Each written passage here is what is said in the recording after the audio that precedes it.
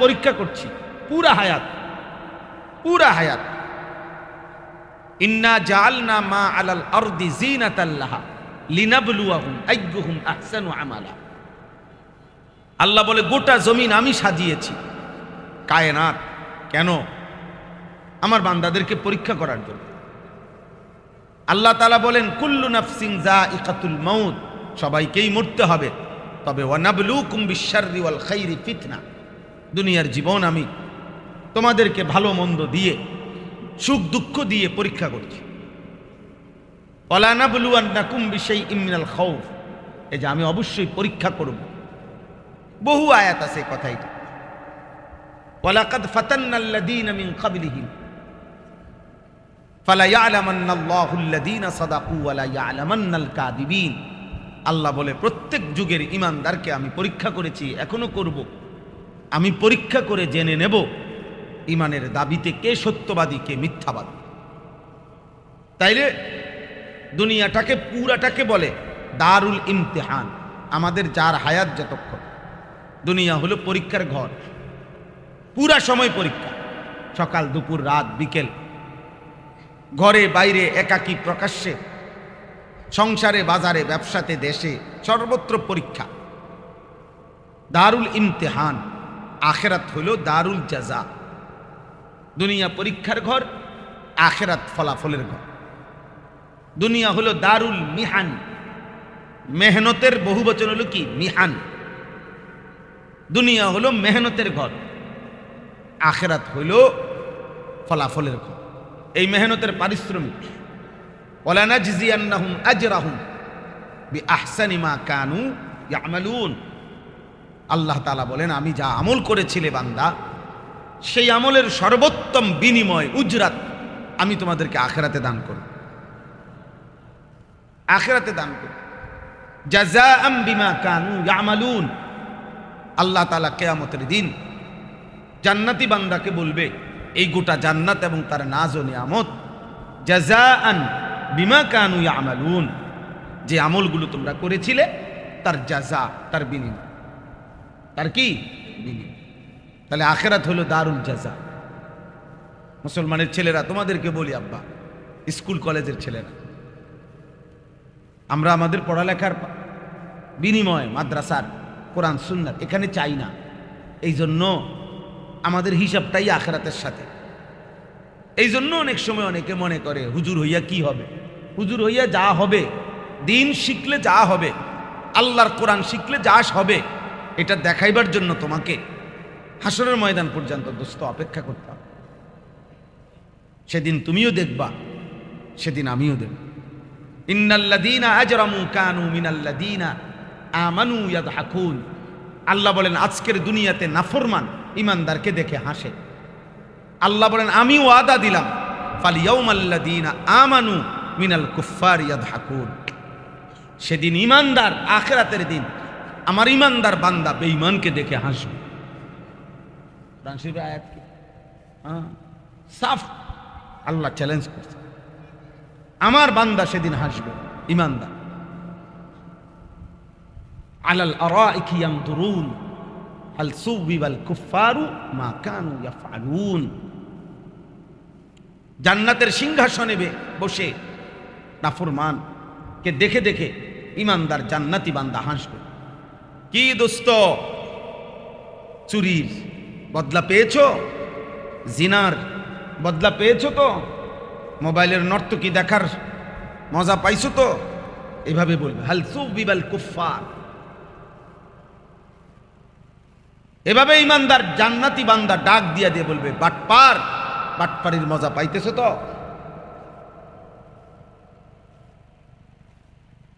আল্লাহর নাফরমানি, দুনিয়ার মাতলামি, হ্যাঁ, এটার মজা পাচ্ছ তো? তাফসীরের মধ্যে আছে কোন মানুষ যদি গোপনে একাকী মার খায় তত এক হিসাব, কিন্তু পরিচিত কেউ দেখে লাইলে এটা বেইজ্জতি মারাত্মক। তখন মনের কষ্টটা আরো বেশি লাগে, আরে মার খাইলে খাইছি কিন্তু তে তো দেখছে, হয়তো দেখছে, গ্রামে গিয়া বলবো, মানুষের কাছে বলে ফেলবে, পরিচিত জন যেন না দেখে। অথচ সেদিন পরিচিত জন দেখবে। এজন্য তালেব এলেম ভাই, তোমাদের কাছেও কথা, সবার জন্য কথা, আমার জন্য কথা, মেহনত চাই। দুনিয়া আখিরাতের সফলতার জন্য মেহনত জরুরি, সময়ের কদর করা জরুরি, সময়ের কদর করা জরুরি, হায়াতের কদর করা জরুরি। হযরত কাতাদা রাদিয়াল্লাহু তাআলা আনহু বলতেন, ইন্না তুলাল উমর হুজ্জাতুন আলাইনা, আমাদের হায়াত আমাদের বিরুদ্ধে আল্লাহ তাআলা কিয়ামতের দিন দলিল হিসেবে পেশ করবে। আমার জীবন আমার বিরুদ্ধে দলিল। প্রত্যেক নাফরমান পাপী যখন আল্লাহকে বলবে, আল্লাহ আমাকে এই জাহান্নাম থেকে, হাসরের মাঠ থেকে নেক আমল করার জন্য আরেকবার একটু সময় দুনিয়াতে দেন, আমারে ফেরত দেন, হায়াত দেন, আবার যেতে দেন, তখন আল্লাহ তাআলা বলবেন, আওয়ালাম নুআম্মিরকুম, আমি কি তোমাকে হায়াত দেই না? আমি কি সময় দেই নাই? কোন সময় চাচ্ছ? কেন চাচ্ছ সময় বান্দা? সময় তো আমি দিয়েছি, সময় দিয়েই তো তোমার আমি কবরে আনছি, আমি তো হায়াত দিয়েই কবরে আনছি। যেই সময় দিছি সেই সময়ের হিসাবেই তো চাচ্ছি আমি। আন উমরিহি ফিমা আফনাহু, আমি তোমার হায়াতের হিসাব চাচ্ছি, কোথায় ব্যয় করেছ, সময়ের হিসাবেই তো চাচ্ছি আমি। আবার সময় দেবো কিতাব, আবার কেন সময় দেব? সময় দিয়েই তো আনছি। কাল্লা ইন্নাহা কালিমাতুন হুয়া কাইলুহা, আল্লাহ বলবেন না, কখনোই না, বরং এই সময় আবার চাচ্ছ, এটা তোমার মুখের বুলি, কথার কথা। আবার তোমাকে দুনিয়ায় ফেরত দিলে তুমি আগের নাফরমানি করো। মেহেরবানি, দয়া, আসরের নামাজ জামাতের সাথে আদায় করে আল্লাহর ঘর মসজিদে আল্লাহ তাআলা আমাদেরকে আজকের এই সাউতুল হেরা জামিয়া হুসাইনিয়া মাদ্রাসার সবক ইফতিতাহ, আমাদের কওমি মাদ্রাসার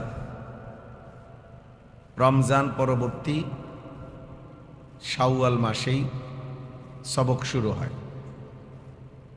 নতুন বর্ষ শুরু হয়।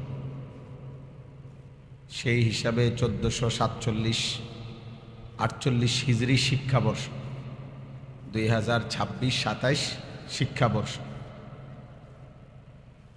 এই শিক্ষাবর্ষের আজকের এই সবকের ইফতিতাহ আল্লাহ তাআলা আমাদেরকে আসবার, অংশগ্রহণ করবার তৌফিক দান করেছেন, আলহামদুলিল্লাহ। আমাদের পূর্ববর্তী বুজুর্গানে দিন, ওনাদের একটা আমল ছিল, বুধবার দিন সবক শুরু করতেন। সেই হিসাবে আজকে বুধবার সারা বাংলাদেশের অগণিত কওমি মাদ্রাসায়, শত শত হাজার হাজার কওমি মাদ্রাসায় এই বুধবার দিন আজকে সবকের ইফতিতাহ শুরু। আমাদের একজন বিশ্ববিখ্যাত বুজুর্গ ফকিহ, আলিমে দ্বীন, সাহেবে হেদায়া, ফিকহ শাস্ত্রের, বিশেষ করে হানাফি মাযহাবের ফিকহার নির্ভরযোগ্য একেবারে বিশ্বকোষ সমতুল্য কিতাব হেদায়া, এই কিতাবের যিনি মুসান্নিফ, তিনি খুব ইহতেমামের সাথে বুধবার দিন সবক শুরু করতেন। এবং এই ব্যাপারে একটি রিওয়ায়াত উল্লেখ করা হয়, নবী সাল্লাল্লাহু আলাইহি ওয়াসাল্লাম থেকে বর্ণিত, মা মিন শাইইন বুদিয়া ইয়াউমুল আরবিআ ইল্লা ওয়াকাদ তাম্মা, যে আমল বুধবার দিন শুরু করা হয় তা পূর্ণতা প্রাপ্ত হয়। তো যাই হোক, এই হিসাবে আলহামদুলিল্লাহ আজকে বুধবার দিন অত্র মাদ্রাসার সবকের ইফতিতাহ হলো। আল্লাহ তাআলা পূর্ণ এক বছর তালিবে ইলমদেরকে সর্বোচ্চ মেহনতের সাথে কোরআন এবং সুন্নাহর ইলম অর্জনের তৌফিক দান করে। আমাদের ফেনী নোয়াখালী ফেনী জেলার একটি শীর্ষ মাদ্রাসা, সারা বাংলাদেশের উল্লেখযোগ্য মাদ্রাসার মধ্যে একটা মাদ্রাসা জামিয়া রশিদিয়া। প্রায় 7 থেকে 8 হাজার ছাত্র যে মাদ্রাসায় পড়ালেখা করে, 250-300 চাইতে বেশি উস্তাদ আছে। ওই মাদ্রাসার যিনি মুহতামিম, বাংলাদেশের একজন অন্যতম বুজুর্গ আরিফ বিল্লাহ হযরত মাওলানা মুফতি শহীদুল্লাহ দামাত বারাকাতুহুমুল আলী। পাকিস্তানের বিশ্ববিখ্যাত বুজুর্গ হযরত মাওলানা মুফতি রশিদ আহমদ লুধিয়ানভি রহমতুল্লাহ আলাইহ, ওনার খলিফা শাগরিদ, ওনার নামেই রশিদিয়া মাদ্রাসাটার নাম। তো হজরত সবসময়, হজরত মাওলানা মুফতি শহীদুল্লাহ সাহেব সব সময় তালেব এলেমদেরকে নসিহত করতে গিয়ে বলেন, কামিয়াবির জন্য, সফলতার জন্য, তোমরা যারা জেনারেল পড়ালেখা করো তোমাদের জন্য এটা নসিহত। সফলতার জন্য 3 জিনিস জরুরি। 1, হিম্মত করা, সাহস করা যে ইনশাআল্লাহ আমি পারবো, আমার দ্বারা হবে, আমার দ্বারা সম্ভব। এই পৃথিবীতে যত বড় বড় মহৎ ব্যক্তি, পৃথিবী খ্যাত ব্যক্তি, পৃথিবীতে যারা বড় থেকে বড় অবদান রেখেছেন পৃথিবীর কল্যাণে, আখিরাতের কল্যাণে, তো তারা মানুষই ছিলেন সকলে। তা আমিও মানুষ, অতএব আমার দ্বারাও হবে। এই হিম্মত করা এলো 1 নম্বর সফলতার চাবিকাঠি। নিজের মনেই যদি হিম্মত না থাকে, আমার দিয়ে কি হবে, আর আমার যে শরীর, যে অবস্থা, আমার দিয়ে আর কিছুই হবে না, তো তুমি যেহেতু আগেই বুঝে ফেলছো তোমার দিয়ে কিছুই হবে না, তো আর তুমি আকামলারে দিয়ে আর হবো কি? তুমি তো নিজেই বুঝছো। তো যে মেহনত করবে, যে হিম্মত করবে, সেই যদি দুর্বল কাপুরুষ হয় তো আর হবে কি? আর এই জন্য কোনোভাবেই দুর্বল মানসিকতা করতে না, ভীরুতা, এটা একটা ত্রুটি। আল্লাহ নবী সাল্লাল্লাহু আলাইহি ওয়াসাল্লাম এই ভীরুতা থেকেও পানাহ চাইতেন। আল্লাহুম্মা ইন্নী আউযু বিকা মিনাল জুবন। জুবনুন অর্থ হলো ভীরুতা, কাপুরুষতা। সব সময় পারবো না, হবে না, না আমি, আমার সম্ভব না, না, বরং হিম্মত থাকা। আমাদের বাংলাদেশের শ্রেষ্ঠ একজন অন্যতম বুজুর্গ ছিলেন, মুজাহিদ ছিলেন, বাংলার সিংহ শার্দুল ছিলেন, বাংলার মাদানী যাকে বলা হতো, আল্লামা নূর হুসাইন কাসিমি রহমতুল্লাহ আলাইহি। হযরত বলতেন, আমি নিজে শুনছি, হিম্মত এটাই ইসমে আজম। ইসমে আজম কতগুলো দোয়া আছে, আল্লাহ নবী সাল্লাল্লাহু আলাইহি ওয়াসাল্লাম বলছেন, যেগুলো পড়ে কেউ আল্লাহর কাছে চাইলে আল্লাহ নিশ্চিত সেটা দিয়ে থাকে। মানে এক কথায় হলো ইসমে আজম মানে হলো যার দ্বারা অসাধ্য সাধন করা যায়, অসম্ভবকে সম্ভব করা যায়। তো হিম্মত, সাহসিকতা নিজের ভিতরে, নিজের, এর দ্বারা অনেক অসাধ্য অসম্ভবকে সম্ভব করা যায়। এই জন্য হিম্মত ইসমে আজম। এই জন্য প্রত্যেকটা তালেবে ইলম সবার কাছে প্রথম কথা এটা, যে আমার দ্বারাই হবে ইনশাআল্লাহ, আল্লাহ চাইতে। হযরত মাওলানা ইলিয়াস রহমতুল্লাহ আলাইহি আজ পৃথিবীব্যাপী দাওয়াত ও তাবলীগের যেই মহান খেদমত সারা বিশ্বময় হচ্ছে, আল্লাহ তাআলা যার মাধ্যমে এই সিলসিলা, এই তর্জ তরিকা, ওই ছেলে ওয়ালে হেলান দিছো যে ফাজলামি করো না, এনে আব্বা এনে ফাজলামি করলে বাইরে চলে যাও, কোন ফাজিল মানুষরা আমি বলি না, সাবধান, তুমি এনে দুষ্টমি করো কেন, হাসাহাসি,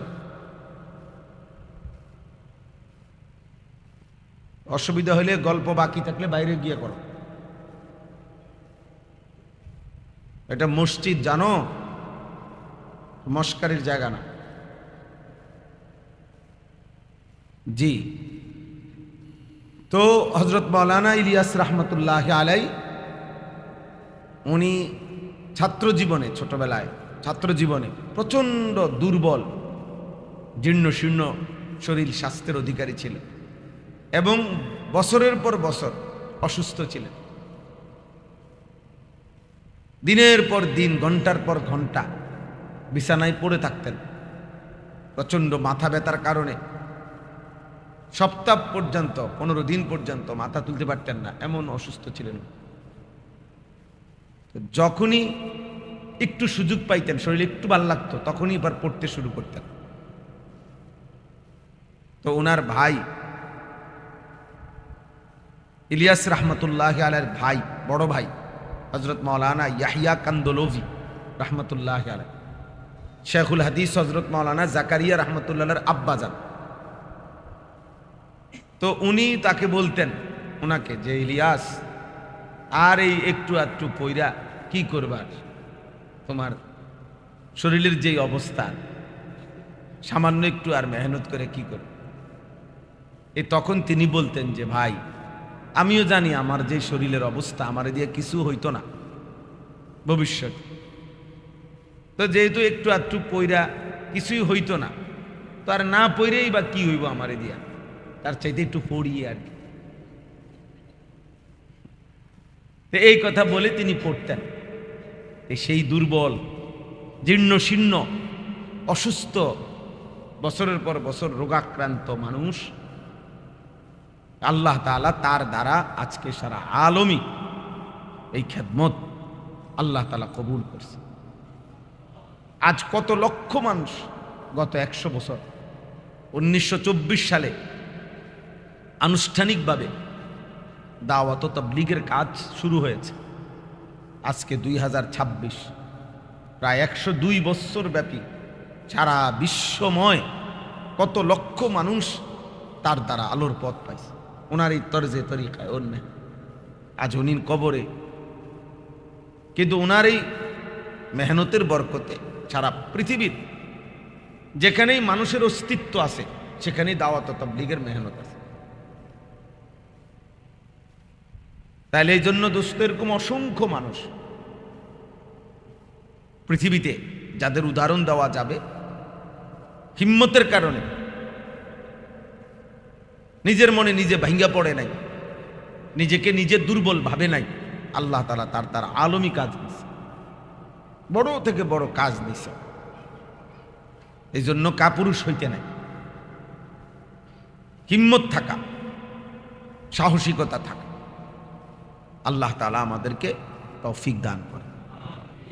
2 নাম্বার হলো মেহনত। সাহস তো অনেক, হিম্মত তো অনেক, আশা কিংবা আকাঙ্ক্ষা তো অনেক, কিন্তু ঘুমায়েই থাকে, মেহনত নাই তদুপরি সেই অনুপাতে, তাইলেও হবে না। আমি তো চাই আমি যেন 7টা মহাদেশের মালিক হয়ে যাই, বিশ্বের সর্বশ্রেষ্ঠ আলেম হই, পৃথিবীর সবচেয়ে বড় ধনী হই। তে সবই তো হইতে চাও তুমি, কিন্তু ঘুম যাও যে তুমি প্রতিদিন 12 ঘন্টা।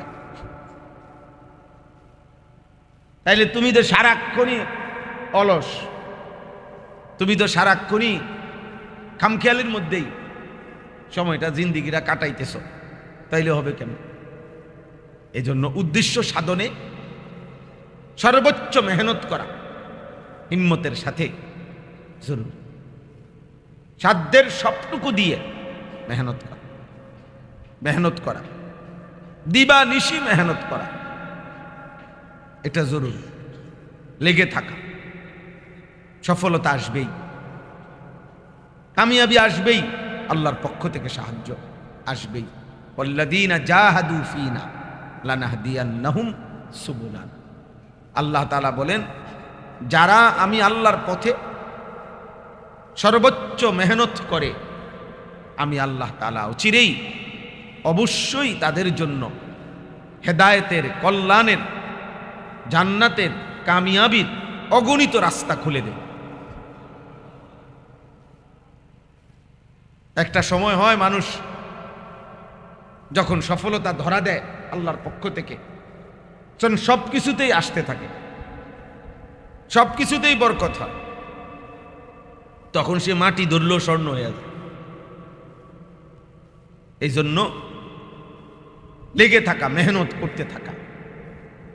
কোরআনুল কারীমের মধ্যে আল্লাহ তাআলা বলছেন নবীজি সাল্লাল্লাহু আলাইহি সাল্লামকে, ফাইদা ফারাগতা ফানসাব, আপনি যখন সারাদিন মানুষের মাঝে দাওয়াত, তাবলীগ, তাজকিয়া, তালিম, জিহাদ, ইমামত, কত কাজ, সারাদিনে আপনি যখন আপনার উম্মতের মাঝে দিন রাত সারাদিন যখন আপনি মেহনত করবেন, মেহনত করে এশার নামাজের পরে যখন আপনি অবসর হবেন মানুষের থেকে, তো এইবার ফাংসাপ, লম্বা ঘুমায় পড়বেন না, বরং পুনরায় আবার একাকী রাত্রিবেলা আমি আল্লাহর ইবাদতে পরিশ্রম করবেন। ফাংসাপ অর্থ এটা, যখন আপনি অবসর হন তখন আপনি পরিশ্রম করেন। তো অবসর হইলে আবার পরিশ্রম করে কেমনে? পরিশ্রম করলে আবার অবসর হয় কেমনে? অর্থ হলো সারা দিনে আপনি মানুষের যত ব্যস্ততা আপনার মাঝে ছিল, মানুষকে নিয়ে যত দিনই কাজ করছেন, সব কিছুর থেকে যখন আপনি ফারেক হবেন রাত্রিবেলা, এবারে একাকী পুনরায় আমি আল্লাহর ইবাদতে, জিকিরে, তেলাওয়াতে, তাহাজ্জুদে, দোয়ায়, কান্নাকাটিতে আবার লেগে যাবে, আবার লেগে যাবে। তাহলে অবসর করি, অবসর কোথায়? অবসর নেই। মোমেনের কোনো অবসর হয় না, মোমেনের কোনো ছুটি হয় না। তো বলতেছিলাম মেহনত চাই ভাই সবার জন্য, জওয়ান বুড়া, স্কুল মাদ্রাসা, সবার জন্য মেহনত জরুরি, মেহনত জরুরি, মেহনত জরুরি। পরিশ্রম হালাল পন্থা, দুনিয়াও আনবে, আখেরাতও আনবে। দুনিয়ার উপার্জনের জন্য পরিশ্রম লাগবে, আখেরাতের অর্জনের জন্য মেহনত লাগবে, মেহনত লাগবে। এটাই জরুরি বিষয়। তাহলে দ্বিতীয় বিষয় হলো সফলতার জন্য মেহনত। কি বলেন? আমাদের একজন বড় বুজুর্গ, পৃথিবী বিখ্যাত, কিছুদিন হয় ইন্তেকাল করেছেন, হজরত মাওলানা জুলফিকার আহমদ নকশবন্দি রাহমাতুল্লাহ, বাংলা আরে পাকিস্তানের হজরত। অনেক বড় মানুষ ছিলেন, সারা পৃথিবীতে ওনার হাজারো লাখো ভক্ত, খোলাফা, ওলামা, ওনার মুহিব্বিন ছিল। মালয়েশিয়াতে ওনার আন্তর্জাতিক খানকা ছিল, সারা পৃথিবীর ওলামায়ে কেরাম সেখানে যেতেন। হজরত ইন্তেকাল করছে, তো ওনার একটা সুন্দর কথা আছে, উনি খুব সুন্দর সহজ 3টা লাইন বলছেন। এক বলছেন যে মোমেনের জীবন 3টা। এক, মোমেনের দুনিয়া মেহনত, মোমেনের কবর ক্ষণিকের বিশ্রাম, মোমেনের জান্নাত চিরস্থায়ী আরাম। খালাস। মোমেন মেহনত করবে দুনিয়াতে, কিছুক্ষণ বিশ্রাম করবে কবরে, চিরস্থায়ী আরাম করবে জান্নাত। আজীব কথা না? সুন্দর কথা। মেহনত করবে কোথায়? কিছুক্ষণ বিশ্রাম করবে কোথায়? চিরস্থায়ী আরাম করবে কোথায়? আমি এখানে আসছি আমার খুব ক্লান্তি লাগতেছিল, ঠিকই আমি কোনো দিকে না তাকাইয়া ডানে বাম, আমার দরকার 10 মিনিট বিশ্রাম করা, ওই রুমে যাইব, এখন বিছান, এখন বিছনা করে দেন, ঠিকই শুইছি 10-15 মিনিট। এই 10-15 মিনিটের বিশ্রাম আমার অনেক ফায়দা দিছে, বুঝেন না? তাইলে ক্ষণিকের বিশ্রাম কবরে হবে, চিরস্থায়ী আরাম জান্নাতে হবে, দুনিয়া হবে কিসের? মেহনত। ওয়াবুদ রাব্বাকা হাত্তা ইয়াতিয়াকাল ইয়াকিন। আল্লাহ তাআলা বলছেন, বন্ধু মৃত্যু আসা পর্যন্ত আপনি ইবাদত করতে থাকেন। ইয়াকিন আয় আল মাউত, মৃত্যু আসা পর্যন্ত। এই জন্য ছেলেরা তোমরা অনেক মহব্বত করে, স্কুল কলেজ পড়ুয়া ছেলে আব্বা তোমরা আসছো, তোমার ঘরে বলি ভাই, এক মোবাইল তোমার ঘরে পাগল বানায় দিছে, এক নারীর সঙ্গ, সহপাঠী মেয়ের হারাম প্রেম তোমাদের অনেককে নষ্ট করে দিছে, এক চুলের ফ্যাশন তোমার ঘরে পাগল বানায় দিছে, এক আখেরাত লক্ষ্যহীন আখিরাতবিহীন জীবন তোমাদেরকে পাগল বানায় দিয়েছে। আল্লাহর কোরআন, আহা বদনসিব আমরা। 16 বছর তোমরা কেমন মা বাবা, কেমন সন্তান। 16টি বছর যে তার নিজের কষ্টের উপার্জন দিয়ে মুসলমান বাবা মা, মুসলমান ছেলে মেয়েকে 16 বছর যে পড়ালেখা করাইলো, না বাবা মা না ছেলে মেয়ে একবার ভাবলো আমার 16টি বছরের পড়ালেখার মধ্যে আমি কত পড়া পড়লাম। দুনিয়া আমারে লোভ দেখাইয়া, দুনিয়ার একটু খাদ্য পানি, দুনিয়ার একটু আয় উপার্জনের প্রলোভন দিয়ে আমারে বাংলা, অঙ্ক, ইংরেজি, পদার্থ, জীববিজ্ঞান, রসায়ন বিজ্ঞান, উচ্চতর গণিত, তথ্য যোগাযোগ প্রযুক্তি কত কিছু পড়াইলো আমারে দিয়া। অথচ আমি একজন মুসলমান, আমার বাবা মুসলমান, মা মুসলমান, একজন মুসলমান হিসাবে 16টা বছরের মধ্যে প্রতিদিন প্রতি ক্লাসে, প্রতিদিনের সবকে আধা ঘন্টা 30 মিনিট সময়ও আল্লাহর কোরআন, এটাকে একটু জায়গা দেওয়া, এটার সাথে কতদূর পড়ানো, এইটুকু প্রবণতা, এইটুকু সুযোগ না বাবা মার কলিজায় আসলো, না সন্তানের কলিজায় আসলো, না শিক্ষা প্রতিষ্ঠানের কলিজায় আসলো। সবাই মিলে পরিকল্পিতভাবে সন্তান, মুসলমানের বাচ্চাটাকে আখিরাত ভুলায়, কোরআন ভুলায়। শেষ পর্যন্ত এই এক বস্তা বই তারে দিয়া পড়াইয়া 12-14 বছর পরে এরপরে 8,000 টাকা বেতন সরকারি চাকরি, 12,000 টাকা বেতনের চাকরির জন্য ঘুষ আপনার 12 লাখ টাকা। আমার একেবারে সরাসরি বলছি, বেতন 8,000, হুজুর দোয়া করবেন। আমি বললাম আচ্ছা তো চাকরি হবে কখন? কয় যে হুজুর 12 লাখ টাকা দিতে বলছে, যদি টাকাটা মিলাইতে পারলেই চাকরিটা হয়ে যাবে। আমি বললাম বলো কি বাবা, 8,000 টাকা বেতনে 12 লক্ষ টাকা ঘুষ দিতে হবে, তো এই টাকা তুমি কেমনে উঠাইবা, কোন দিনে উঠাইবা? বলছে হুজুর ওনারা বলছে 2 বছরে টাকা উঠতে যাবে। কয় বছরে? তা 8,000 টাকা তো 8-12 96,000 টাকা, তাহলে 2 বছরে তো 2 লাখ টাকা হয় না, আরো 8,000 টাকা কম, তাহলে বাকি 10 লাখ 8,000 টাকা কোথা থেকে আসবে? চোর চুরি করবে, চোর এগুলা। তুই বেটা চোর, বেটা ডাকাত, বেটা হারামখোর, বেটা। তো তোদের এই চুরির টাকায় সম্মান, আর এর জন্য আমাদেরকে বলো আমাগো সম্মান কম। তোর এই সম্মানে থু তোমারই, বেটা থু, তোর সম্মানের মধ্যে তোর চুরির টাকার সম্মানে থু। দরকার হইলে আরো 3 বেলা বেটা আলুর ভর্তা দিয়ে ভাত খামু, বেটা থু তোমারই তোর এই সম্মানের উপরে। হিম্মত করো মি মাদ্রাসার তালেবে ইলম কাপুরুষ হবা নামে।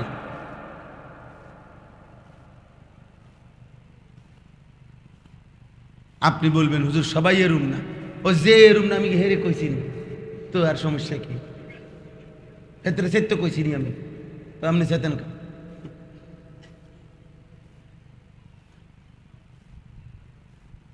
এই জন্য ভাইয়া এ কেমন আফসোসের বিষয়, যদি 12 লক্ষ টাকা দিয়েই, ঘুষ দিয়েই যদি আমাকে চাকরিটাই নিতে হয়, তো আমার এই আমনে 16 বছর পড়াইলেন কেন? 12 বছর আমারে দিয়ে এতটি বই পড়াইলেন কেন? আমি 12 বছর অটো চালাইয়া যদি টাকা মিলাইতাম, তো আমি এটা দিয়ে এই চাকরিটা নিতে পারতাম। তো আমারে ওই সময় বললেন না কেন যে পড়লে পড়তে, আর আমাকে চাকরি নিতে হইলে টাকা দিতে হইব ঘুষ? ওই সময় বললেন না কেন? ধোকা। আসল কথা কি? ধোকা, ধোকা, ধোকা, ধোকা। এজন্য মেহনতের সাথে আল্লাহর দ্বীন শিখো, তালেবে ইলমরা, আর স্বাভাবিক সাথী তোমরা কোরআন পড়ো। আল্লাহ তাআলা বলছেন কোরআনে, লাকাদ মান্নাল্লাহু আলাল মুমিনিন ইয বাআসা ফীহিম রাসূলাম মিন আনফুসিহিম। আল্লাহ বলেন, মুমিন, এই পৃথিবীর কোটি কোটি নিয়ামত আমি দিয়েছি, কিন্তু কোনো নিয়ামত দিয়ে আমি খোঁটা দেই নাই তোমারে, কিন্তু আমি একটা নিয়ামত দিয়ে তোমারে খোঁটা দিলাম। খোঁটা বুঝেননি? এই মান্নুন শব্দের অর্থ হলো এমন দান যে দান করে খোঁটা দেওয়া যায়। দানের মতো দান, দেওয়ানের মতো একটা দেওয়া দিছি। আল্লাহ বলে সেটা হলো ইমানদারদের উপরে আমি আল্লাহ তাআলা এমন একটা বড় অনুগ্রহ করেছি, সেটা হলো আমার শ্রেষ্ঠতম রসুল, আমার কলিজার টুকরা বন্ধু, আমার হাবিব, আমার রসুলকে তোমরা ইমানদারদের জন্য দিয়ে দিয়েছি। আল্লাহ বলেন এই যে নবীকে দিলাম, আখিরি রসুল, তাকে যে তোমাদের জন্য দিলাম, এইটা আমি আল্লাহর সবচেয়ে বড় দান। এটা সবচেয়ে বড় দান। ইয়াতলু আলাইহিম আয়াতিহি, কেন দিলাম? তিনি আমার কালাম কোরআন তোমাদেরকে তেলাওয়াত করে শোনান। ওয়ায়ুযাক্কিহিম, সমস্ত গুনাহ থেকে, পাপ থেকে, নাফরমানি থেকে তোমাদের অন্তর পবিত্র করে আল্লাহ আখিরাত পরকালের মহব্বতে তোমাদের অন্তর পূর্ণ করে দেবে, সাজায় দেবে। ওয়ায়ুআল্লিমুহুমুল কিতাবা ওয়াল হিকমা, এবং কোরআন এবং সুন্নাহর আলোকে তোমাদেরকে তালিম, হাতে কলমে প্রশিক্ষণ দিন, হাতে কলমে শিখায়া দিবে।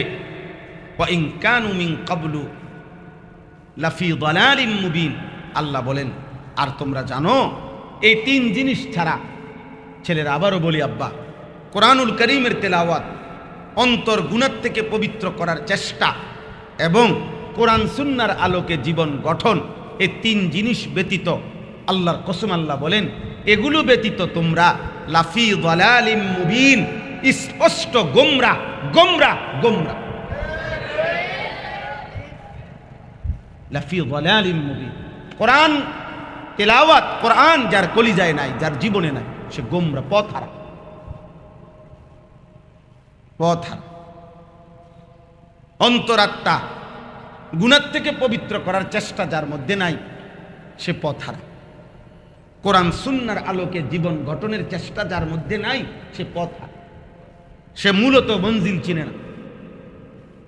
এই জন্য তার কথা হইল খাইয়া পইরে একটা চললে গেছে, কি করবা ভবিষ্যতে, এই যে এইটাই হয়, একটা কিছু হবে, যে কোনো এক জায়গায় না এক জায়গায় চাকরি তো হইবেই, হ্যাঁ, একভাবে না একভাবে তো হইবেই, এই আর কি। কারণ তার তো গন্তব্য নেই। কিন্তু মূলত এক মুমিনের গন্তব্য জান্নাত, এক মুমিনের গন্তব্য আখিরাত। তো এইটাই যার মনে নাই, এটাই যে চিনে না, তো সে তো পথ হারা। তাহলে আমার কথা শেষ। এই এক নাম্বার হলো হিম্মত, বলেন কি? দুই নাম্বার হলো মেহনত, আর তিন নাম্বার শেষ হলো দোয়া। হযরত বলছেন তিন নাম্বার হলো কি? দোয়া। বেশি বেশি দোয়া করতে থাকে, দোয়া করা, দোয়া, আল্লাহর কাছে দোয়া করা, দিবানিশি, দুনিয়ার কামিয়াবি, আখিরাতের কামিয়াবি, সকল কিছুর জন্য দিবানিশি দোয়া করতে থাকা। হিম্মত, মেহনত, দোয়া। কি বলেন? আল্লাহ তাআলা বলছে ইন্নাল্লাযীনা ইস্তাকবিরুনা আন ইবাদাতি সায়াদখুলুনা জাহান্নামা দাখিরিন। যারা দোয়া করতে চায় না, আল্লাহর কাছে চাইতে অহংকার করে, চাইতে চায় না, আল্লাহ বলেন আমি তাদেরকে লাঞ্ছিত করে, অপমানিত করে জাহান্নামে ঢুকাবো, বেইজ্জতি করে জাহান্নামে ঢুকাবো। নাউযুবিল্লাহ।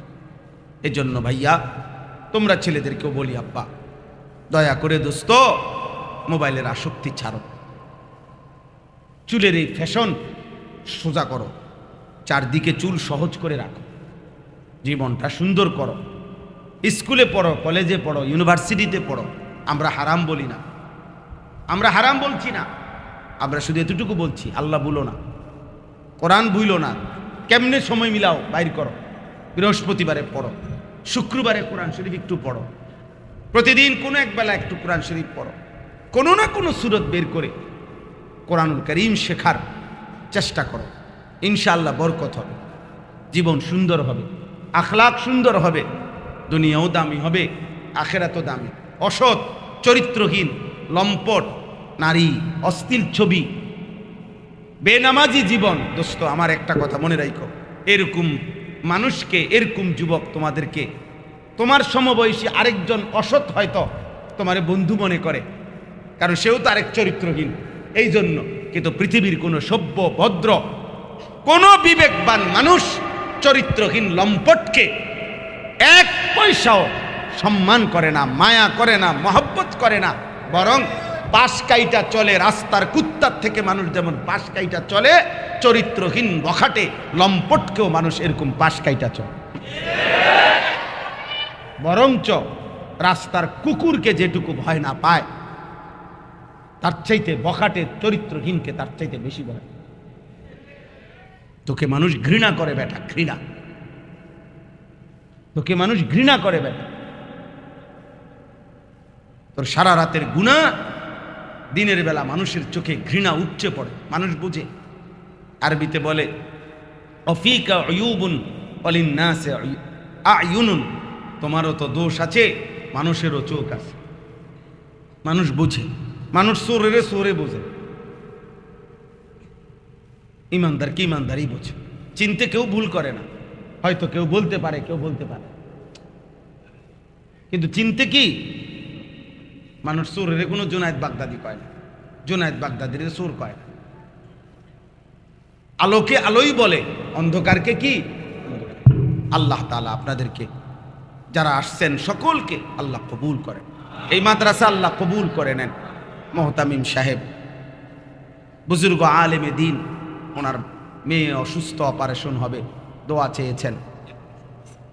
আল্লাহ তাআলা পুরাপুরি আফিয়ত দান করেন, শিফায়ে কামেল আজেলা দান করেন, অপারেশন সাকসেসফুল করে দেন। এবং যেই তালেব ইলমরা মিশকাতের সবক লীলা দোস্ত, একটা লাইন শুধু বলি। শেখুল হাদিস হযরত মাওলানা জাকারিয়া রহমতুল্লাহ আলাইহি, ওনারে জিজ্ঞেস করা হয়েছিল যে হযরত নবীজির একটা একটা হাদিস কতবার পড়া উচিত? তখন তিনি উত্তরে দিছিলেন, প্রিয়তমার চিঠি কতবার পড়া উচিত? তাকরিরে বুখারী সরা আছে, এটার মধ্যে আছে যে যাকে গভীর ভালোবাসে তার একটা মেসেজ, তার একটা চিঠির লাইন, তার একটা কথা সে কতবার পড়ে। তাইলে এটা তো হিসাব করে না কেউ। আমার শায়েখ আল্লামা মুফতি মুশতাকুন নবী কাসেমি, আমি হুজুরে বুঝ হওয়ার পর থেকেই দেখছি প্রতি বছর হজ্জে যায়, উমরায় যায়।